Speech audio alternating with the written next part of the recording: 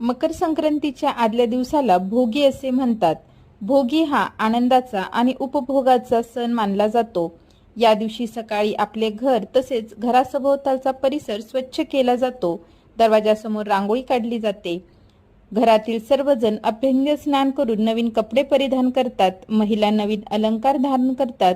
सासरच्या मुली भोगीचा आनंदोत्सव साजरा करण्यासाठी या दिवशी माहेरी येतात. कुटुंबातील सर्वजण एकत्र येऊन भोगीचा आनंदोत्सव साजरा करतात. दुपारी जेवणाचा बेतही खास भोगीचा असतो.